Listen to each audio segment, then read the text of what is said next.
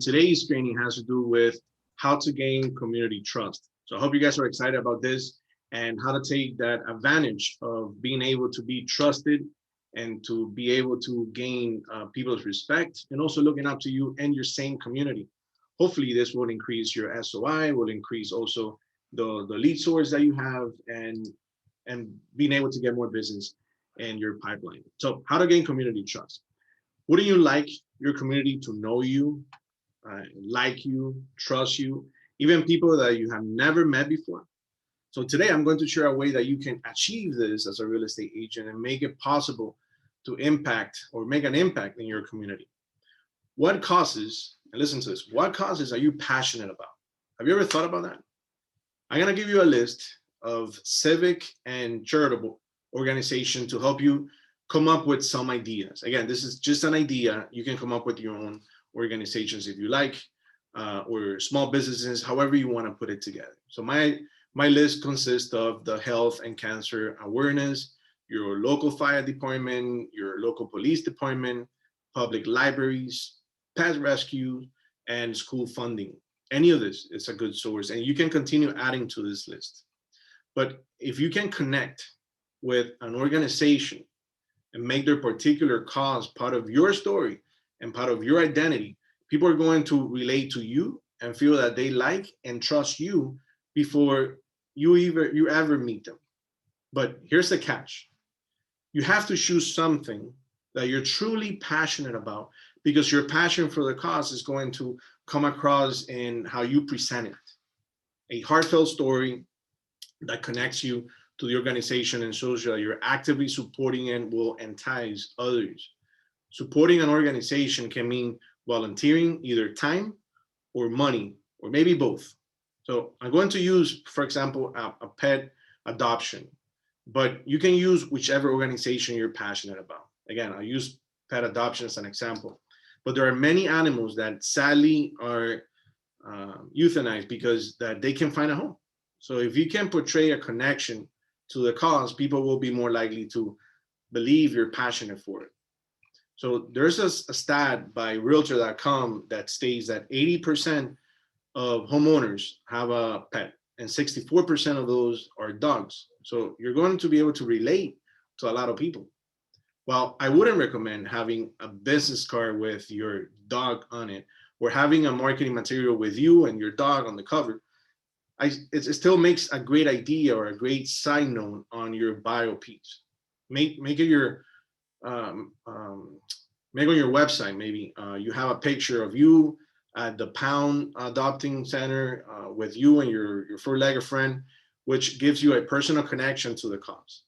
Now, if you want to take it to the next level, if you can become a spokesperson for the agency or organization that you're supporting, many groups love to have spokesperson around the community. You can pitch articles to the local newspaper or magazine, or you can start a blog online. Steve talks about always doing this on your website, creating a blog and start feeding that blog. You can also speak at community functions, taking about or talking about the organization as well as yourself and your business. So this gives you great opportunity all the time. There are endless opportunities. It's just a matter of finding what works for you, what motivates you, and what community or organization you feel more comfortable with. The best part about meeting leads this way is that you're immediately connecting with them on an emotional level about something that they too care about. Then when the time comes to talk about how you offer real estate services, the report is already built. The report is already there. It can be a slam dunk for a lot of home sellers because they feel like they've seen you over and over again. Plus, working with area organizations will help you grow your sphere. The people that you meet at the dog adoption agency will remember you. And isn't it true that that's exactly what we want? People to remember us, how can we be relevant? And sometimes being relevant doesn't just mean us as a real estate agent, but also as a human, as a person, be there for somebody else or mean something for an organization, maybe something like this.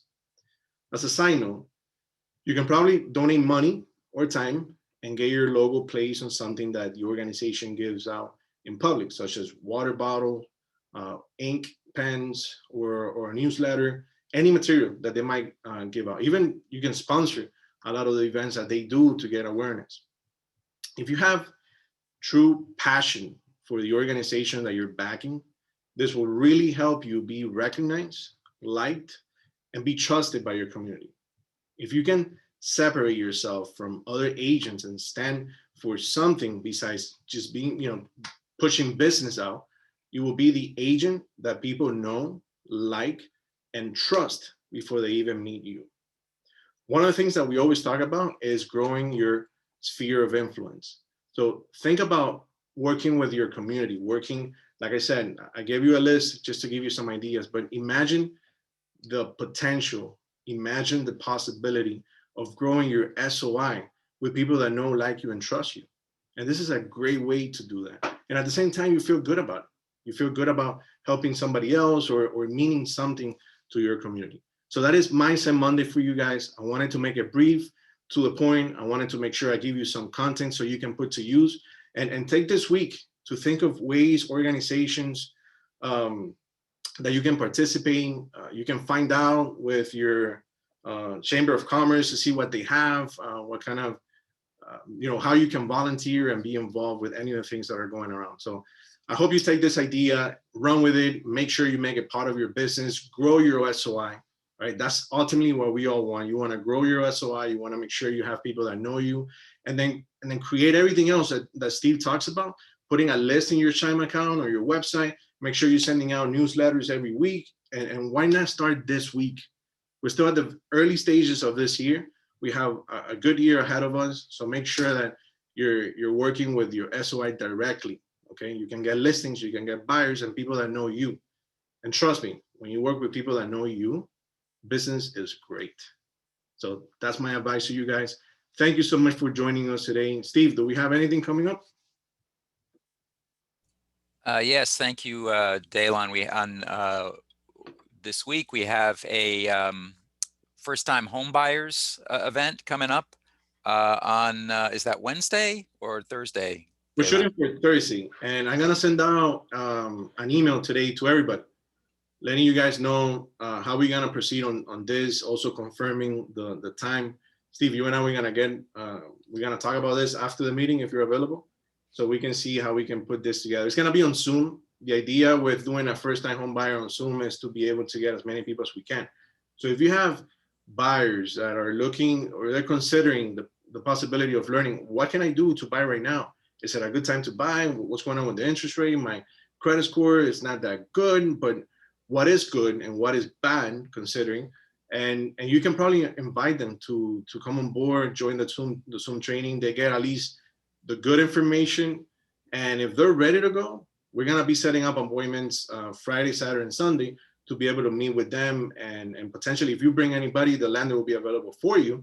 So you can meet with the client and the lender and hopefully get a pre-approval right there and then.